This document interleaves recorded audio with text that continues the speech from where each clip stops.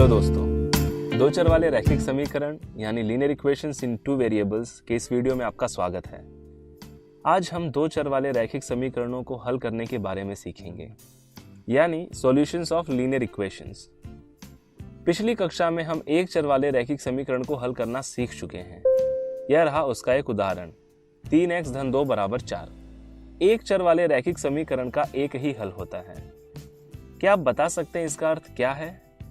इस उदाहरण में x का मान 2/3 मिला है। इसका अर्थ यह है कि x अक्ष पर एक बिंदु है जो 2/3 है और x का मान केवल 2/3 रखने पर ही समीकरण 3x धन 2 बराबर 4 संतुष्ट होगा। यानी दायां पक्ष बाएं पक्ष के बराबर होगा और 2/3 को छोड़कर अन्य कोई भी x का मान समीकरण को संतुष्ट नहीं कर सकता। क्या दो चर वाले रैखिक समीकरण का भी एक ही हल होता है? चलिए इसे हम एक उदाहरण से समझते हैं। समीकरण x धन 4y बराबर 8, इसमें दो चर हैं। ध्यान से देखें तो हम यह कह सकते हैं कि x का मान 4 होने पर और y का मान 1 होने पर यह समीकरण संतुष्ट होगा। इसलिए x बराबर 4 और y बराबर 1 इस समीकरण का हल है। इस हल को हम एक क्रमित रूप में कोष्ठक में 4,1 इस तरह लिख सकते हैं। यहाँ कोष्ठक में पहले x का मान और फिर y का मान ही होता है। क्या 1 4 भी इस समीकरण का हल होगा? जी नहीं, क्योंकि x का मान 1 और y का मान 4 रखने पर समीकरण का मान हो जाएगा 17, जो 8 के बराबर नहीं है। इसमें दायां पक्ष बाएं पक्ष के बराबर नहीं है, इसलिए 1 4 इस समीकरण का हल नहीं है। क्या 0,2 भी इस समीकरण का हल है? चलिए देखते हैं। x बराबर 0 और y बराबर 2 रखने पर समीकरण का मान हो जाएगा 8। दायां पक्ष बाएं पक्ष के बराबर है, तो हम कह सकते हैं कि 0 और 2 भी इस समीकरण का हल है। हमने इस समीकरण के दो हल ज्ञात किए, इसलिए हम कह सकते हैं कि दो चर वाले रैखिक समीकरणों का एक से अधिक हल भी हो सकता है। दोस्तों, तो क्या इन दोनों के अलावा इस समीकरण के और भी हल हो सकते हैं?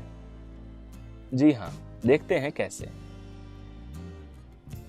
हम x का कोई भी मान लेते हैं अपने इच्छानुसार।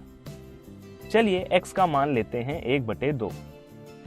तो समीकरण x धन 4y बराबर 8 में x का मान 1/2 रखने पर यह एक चर वाला रैखिक समीकरण बन जाएगा और इसे हल करने पर आसानी से y का मान प्राप्त होगा। हमें मिला y बराबर 15/8। अब हम कह सकते हैं कि 1/2, 15/8 इस समीकरण का एक अन्य हल है। इसी तरह x का कोई भी मान लेकर y को या y का कोई भी मान लेकर x को ज्ञात कर सकते हैं। इस बार हम y का मान -1 लेते हैं और x का मान ज्ञात करते हैं। हमें x का मान मिला 12। अब हम कह सकते हैं कि 12, -1 इस समीकरण का एक अन्य हल है। यहाँ पर भले ही हमने y का मान रखकर x का मान ज्ञात किया, लेकिन हल को लिखते समय x, y के क्रम में ही लिखें। समीकरण के हल प्राप्त करने का सबसे आसान तरीका यह है कि x का मान 0 रखकर y का मान ज्ञात करें। उसी तरह y का मान 0 रखकर x का मान ज्ञात कर सकते हैं। इन समीकरणों के हल का कोई भी अंत नहीं है, इसलिए हम यह कह सकते हैं कि दो चर वाले रैखिक समीकरण के अपरिमित रूप से अनेक हल यानी इनफाइनाइटली मेनी सॉल्यूशंस होते हैं। क्या आप बता सकते हैं कि इसके अनेक हल क्यों होते हैं? दो चर वाले रैखिक समीकरण में दो चर होते हैं, x और y, इसलिए इससे हमें एक रेखा मिलती है और उस रेखा पर आने वाला हर एक बिंदु उस समीकरण का हल होता है और एक रेखा पर अनगिनत बिंदु होते हैं। तो दोस्तों, आज के सत्र में हमने दो चर वाले रैखिक समीकरणों के विभिन्न हल कैसे ज्ञात करते हैं यह सीखा। अगले वीडियो में हम ऐसे ही कुछ प्रश्नों को हल करेंगे। धन्यवाद।